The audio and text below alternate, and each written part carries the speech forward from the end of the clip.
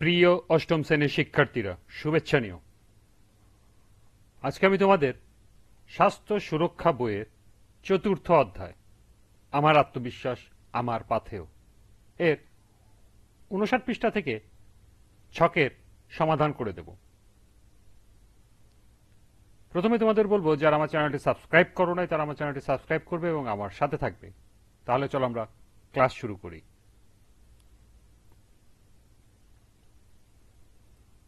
মানসিক চাপ সবসময় কি খারাপ? আমরা কি খেয়াল করেছি সকালে যখন স্কুলে যাওয়ার সময় হয় তখন খুব সচেতন থাকি, আগে আগে প্রস্তুতি নেই যেন দেরি না হয়ে যায়। তখন এক ধরনের মানসিক চাপ হয়। উদ্বিগ্ন বোধ করি এই ভেবে যে স্কুলে পৌঁছাতে যদি দেরি হয়ে যায় তাহলে সকালের সমাবেশ অংশগ্রহণ করতে পারবো না। এ সময় আমাদের মানসিক চাপ হয় বলেই কিন্তু আমরা সময় হাতে নিয়ে এমনভাবে বের হই যেন দেরি না হয়। আবার কোনো বিষয় উপস্থাপন করার দায়িত্ব পেলেও কারো কারো মানসিক চাপ হয়। তাই আগে থেকে বিষয়টি সম্পর্কে ভালো করে ধারণা নিয়ে নিজেকে প্রস্তুত করি। কখনো প্রয়োজন হলে অন্যদের কাছ থেকে পরামর্শ নিই যাতে আমি প্রত্যাশা অনুযায়ী ভালো করতে পারি। এভাবে মানসিক চাপ কখনো কখনো কোনো কোনো পরিস্থিতিতে প্রত্যাশিত ফলাফল পেতে এবং এমন পরিস্থিতিতে আমাদের করণীয় সম্পর্কে সিদ্ধান্ত নিতে সহায়তা করে। এবার তাহলে আমরা একটু দেখে নিই মানসিক চাপের ঘটনায় আমার সারা ছকের কোন কোন ক্ষেত্রে মানসিক চাপ হলে আমাদের উপরে তা কেমন প্রভাব পড়ছে। এরপর এই অভিজ্ঞতা দিয়ে আমরা অপর পৃষ্ঠায় আমার মানসিক চাপের প্রভাব ছকটি পূরণ করি। লক্ষ্য করো, এখানে একটি ছক দেওয়া আছে আমার মানসিক চাপের প্রভাব। প্রথমে আছে পরিস্থিতি, এর পরের কলমে আছে অনুভূতি, মাঝের কলমে আছে আচরণ, তারপরে ইতিবাচক প্রভাব এবং সর্বশেষ ডানের কলমে আছে নেতিবাচক প্রভাব। তো চলো এখন আমরা এই ছকের সমাধান দেখে নিই।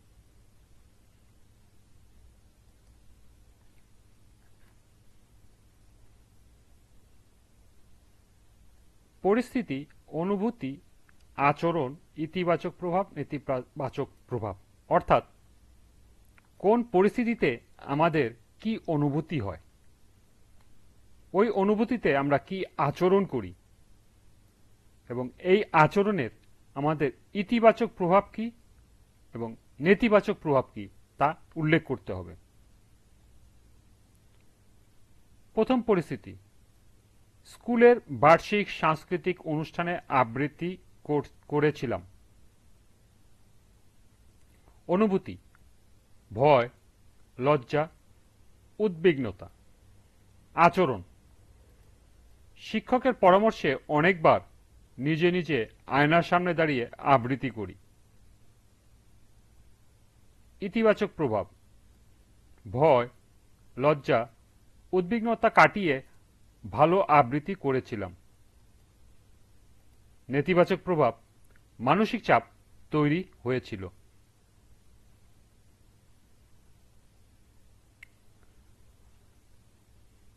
এরপর এলো শ্রেণীকক্ষে শিক্ষক ও সহপাঠীদের সামনে প্রেজেন্টেশন।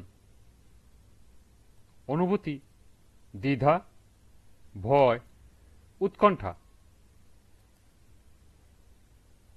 আচরণ, বাবার পরামর্শে অনেকবার নিজে নিজে প্রেজেন্টেশন করি।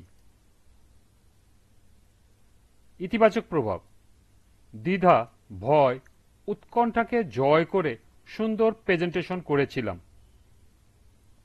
নেতিবাচক প্রভাব, মানসিক চাপ তৈরি হয়েছিল।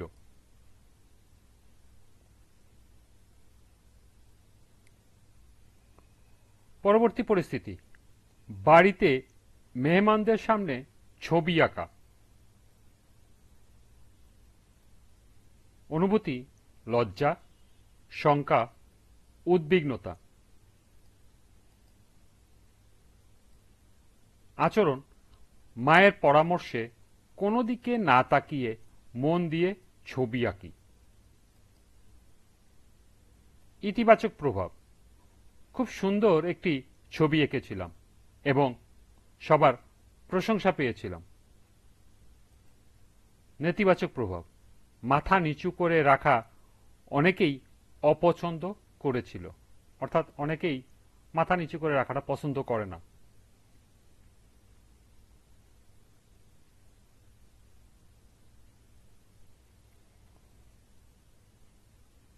চতুর্থ পরিস্থিতি, স্কুলের বিতর্ক প্রতিযোগিতায় অংশগ্রহণ। অনুভূতি, ভয়, লজ্জা, উৎকণ্ঠা। আচরণ, বড় বোনের পরামর্শে বাসায় নিজে অনেকবার নিজে নিজে বিতর্ক করি।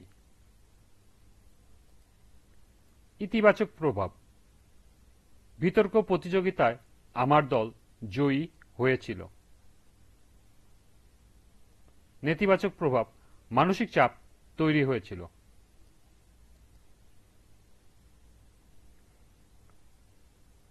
সর্বশেষ পরিস্থিতি,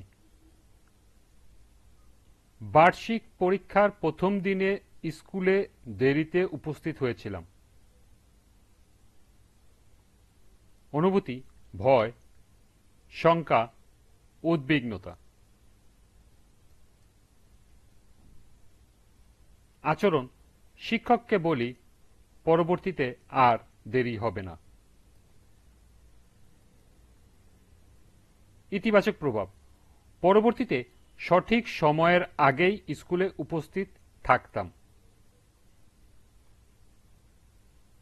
সর্বশেষ নেতিবাচক প্রভাব, দেরি হওয়ার কারণে ওই পরীক্ষায় সম্পূর্ণ উত্তর লিখতে পারি নাই।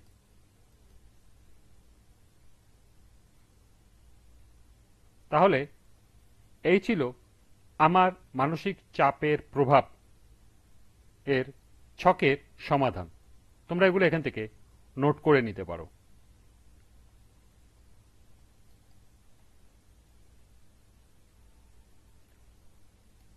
মানসিক চাপ হলো বিভিন্ন চ্যালেঞ্জ বা ভীতিকর পরিস্থিতিতে আমাদের শরীরবৃত্তীয় সাড়া।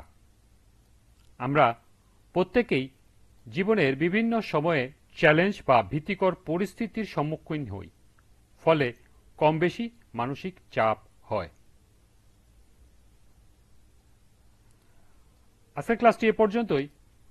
পরবর্তী ক্লাসে 61 পৃষ্ঠা থেকে আমরা বিভিন্ন ছক ও প্রশ্নের সমাধান করে দেব। সবাইকে আবারও বলছি, যারা আমার চ্যানেলটি সাবস্ক্রাইব করো নাই তারা আমার চ্যানেলটি সাবস্ক্রাইব করবে এবং আমার সাথে থাকবে। সবাইকে আবারও শুভেচ্ছা জানিয়ে আজকের মতো আমি এখানেই বিদায় নিচ্ছি। আল্লাহ হাফেজ।